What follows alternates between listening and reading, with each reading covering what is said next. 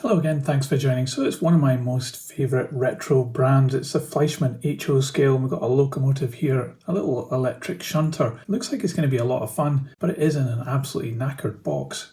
This end is missing the flap that has the information about what number it is. I'll have to look it up on the internet and add it onto this video later.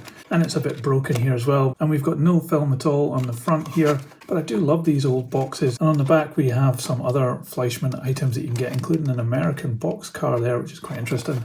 Let's get this model out and we'll see how it's faring. Well, it was fighting me a little bit there on the packaging. It had a bit of the pantograph stuck through the plastic tray, and I had to be pretty careful to get that out. But here it is, it's looking really cool. Immediately I'm noticing this is well over scale. I believe it's meant to be HO scale, but it's just like huge compared to what it I think should be. But let's take a closer look at this. Well, it's a little DB shunter and it is an E69. 69, dudes! You can see the number on the front there, and it's also got the silver for the headlights. They are not working, they don't have any clear plastic on them, so they've just painted a little bit of silver on there to represent lighting. They've got a couple of round pieces moulded onto the front of the nose there, and that's pretty clear as well. I think that's probably prototypical. You can see this is quite dirty as well. I think it's quite an old model, and it does have a little bit of damage, like up here, some of the paint from the roof has come away. It's also quite angular too. But down the side we have some really nice grille and rivet detail. I really like the brackets on these little doors. And then around the cab there's quite a lot of printing of numbers and various other bits of writing. And we have two electric flashes up here as well on the corners, but they're not very well defined. But I do like how the handrails have been picked out in silver there. There's just one little box on this part of the other end of the locomotive, and there's no real differences here, although we do have some jumper cables moulded into the main piece of plastic. The other side is just exactly the same, and you've probably noticed already it doesn't have any glazing, and inside you can see the motor. It looks like a standard kind of Fleischmann motor from this era, so nothing special, but it's sticking up there, spoiling the interior, that's for sure. Up on the roof it's painted silver. It's just a one-piece plastic moulding overall for the body, so that has been masked off and painted, and we have this pantograph on the top, which has got plastic parts, and on the most part it's made of metal. It still operates really well, it's sprung loaded. So looking down to the black part, we have some steps coming down and some really nice detail of the underframe here. The steps coming down from the cab as well. You can see some of the pickup underneath there, it's in silver. It's picking up from the inside of these two wheels.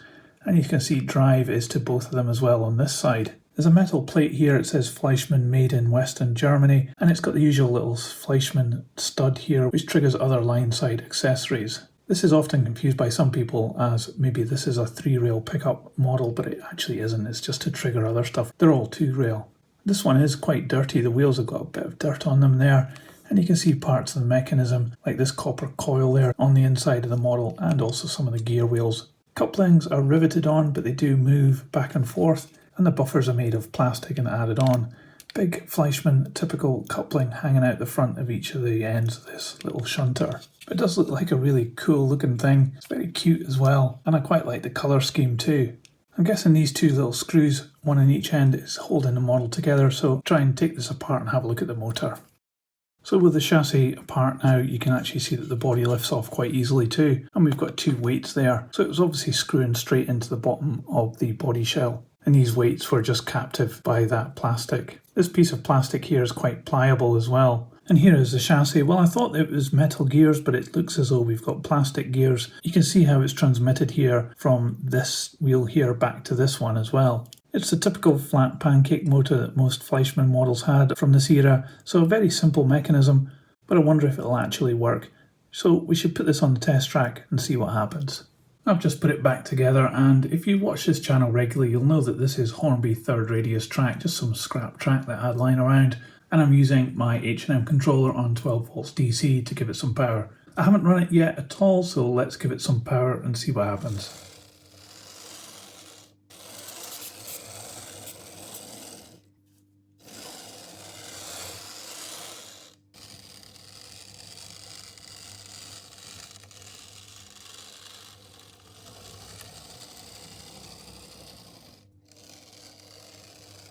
Well, it was a bit hesitant to begin with and it needed a little push here and there, but once it got going it was no problems at all, and after a little while of running it back and forward in this track it seemed to loosen up and then it was fine. So I guess it just hadn't been used for a bit, but that's quite surprising considering we saw how dirty the wheels were. And also this is a very old model. Not exactly sure the era of this. It's probably around about the 80s or maybe even the 70s, and yet it still runs absolutely perfectly. And the gearing seems to be pretty good. It can pick up a fair pace, but it can't go that fast. Very prototypical, I guess. Anyway, let's put this on the scales and we'll see how much it weighs.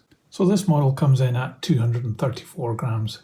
So what a cute little locomotive this Fleischmann DB E69 is. I really love models like this, even though they're probably not really to scale. It's not really HO scale, it's kind of a bit big and a bit fat around the edges.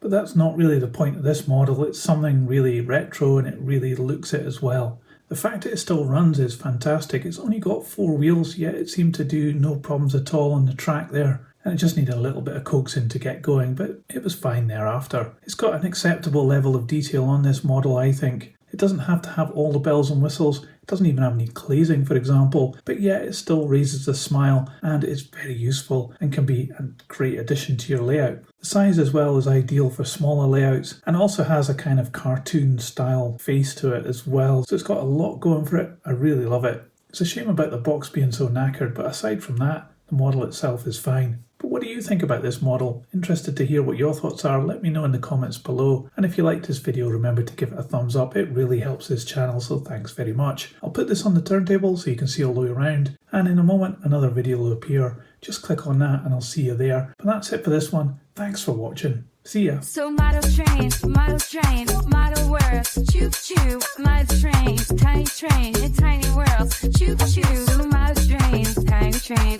model worlds, choo choo, model trains, tiny train, in tiny worlds, choo choo.